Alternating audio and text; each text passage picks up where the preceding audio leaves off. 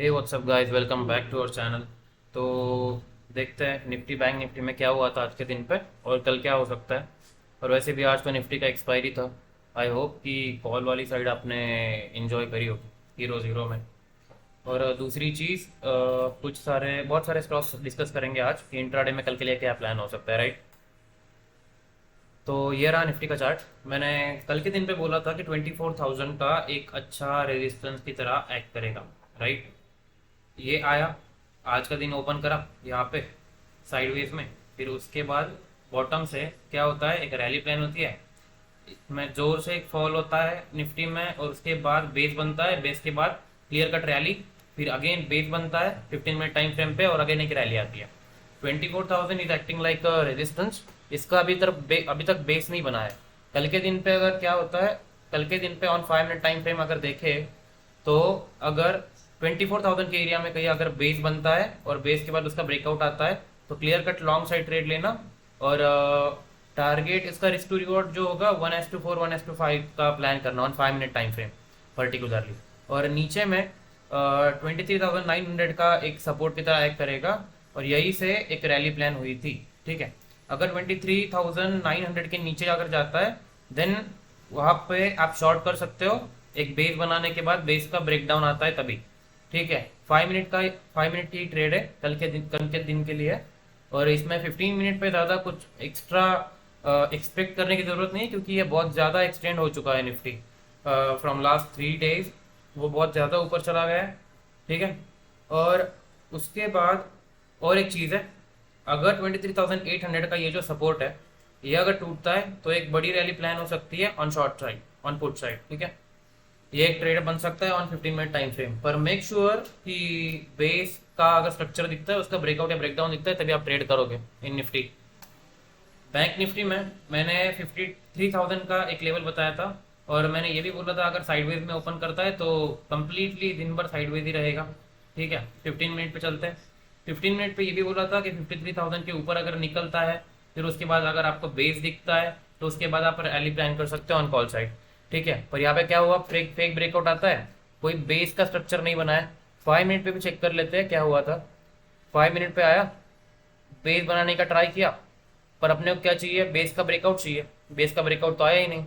उल्टा जिन लोगों ने यहाँ पे कॉल बाय कर लिया होगा और उनका तो ऐसे चला गया, उसके बाद एक रैली प्लान हुई फॉर पुट साइड, ठीक है। अभी कल के दिन के लिए भी सेम प्लान होगा। अगर 53,000 के ऊपर निकलता है, ऊपर निकलने के बाद एक बेस फॉर्म करता है ऑन 53,000 और वो सपोर्ट की तरह एक्ट करेगा और उसका अगर ब्रेकआउट मिलता है फिर उसके बाद एक रैली प्लान हो सकती है। और your next resistance will be 53,500, ठीक है। और बहुत ज़्यादा गैप अप ओपन करता है अब, मतलब 53,500 के आसपास के ओपन करता है तो अगर 15 मिनट पे कोई रेड कैंडल दिखती है बड़ी सी, उसके बाद आप गैप फिलिंग का एक ट्रेड प्लान कर सकते हो।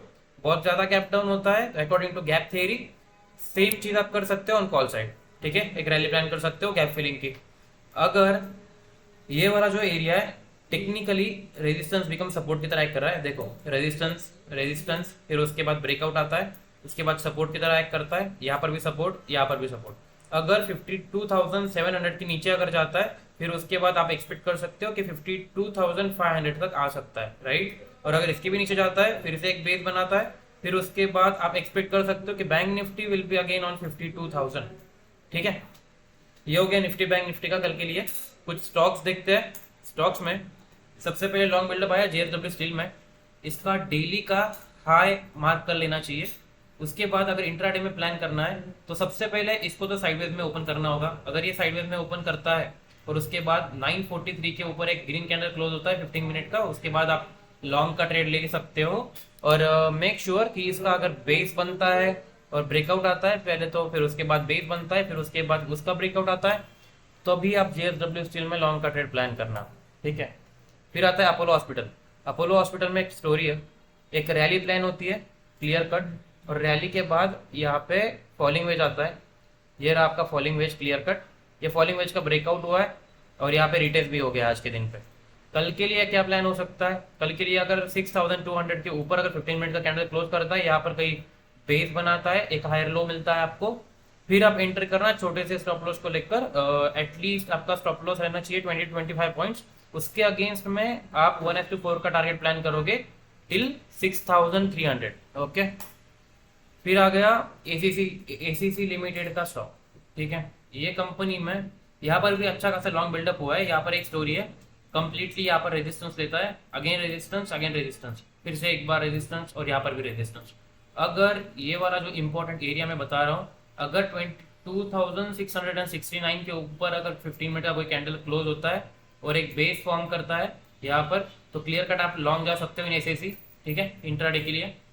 और अपोलो टायर का मैंने कल के दिन पे ही बोला था आपको ऑलरेडी कि अगर साइडवेज में ओपन करता है, बेस बनाता है, ब्रेकआउट मिलता है, ब्रेकआउट मिलने के बाद एक रैली प्लान हो सकती है। अभी तक अपोलो टायर में वो सब हुआ नहीं है, तो इस पर आप वॉच कर सकते हो। ठीक है, और एक ट्रेड है सन फार्मास्यूटिकल। ठीक है, 1530 ये इसका इंपॉर्टेंट रेजिस्टेंस का लेवल हो गया, और इसके ऊपर अगर 15 मिनट का कोई कैंडल क्लोज करता है, फिर उसके बाद आप रैली प्लान कर सकते हो। ठीक है, और एक चीज़ है विप्रो का तो ट्रेड मैंने ऑलरेडी दे दिया था, I guess 15 to 20 days before मैंने दिया था ये ट्रेड। विप्रो में एक अच्छा रैली प्लान हो सकता है, क्योंकि ये एरिया इस रैली के 50% रिट्रेसमेंट पे था, 50 to 60%। ठीक है, इसके बाद 15 मिनट पे अगर देखा जाए इसको, तो क्लियर कट एक रैली प्लान हो सकती है अबव 511। अगर 511 के ऊपर साइडवेज में ओपन करने के बाद अगर एक ग्रीन कैंडल दिखता है, उसके बाद आप एक लॉन्ग का ट्रेड प्लान कर सकते हो। वही रैली का स्ट्रक्चर होगा। ठीक है, क्योंकि रैली तो आ चुकी, फिर उसके बाद बेस बनाया, और बेस का अगर ब्रेकआउट दिखता है तो क्लियर कट आप इसमें लॉन्ग जा सकते हो। इसमें 1:2 1:3 आराम से मिल सकता है। ठीक है, अगेन एक आरती इंडस्ट्रीज का ट्रेड है, ये भी मैंने दिया था कि ये कंप्लीटली 30% या 40% रिट्रेसमेंट पे है। ठीक है, अभी इसमें क्या हुआ है, डेली में बहुत ज़्यादा स्ट्रेच हो चुका है। इसके बाद लॉन्ग बिल्डअप आने के बाद ये इसमें रिट्रेसमेंट आने वाला था, और वो सब आने के बाद 695 का एक रेजिस्टेंस का लेवल है।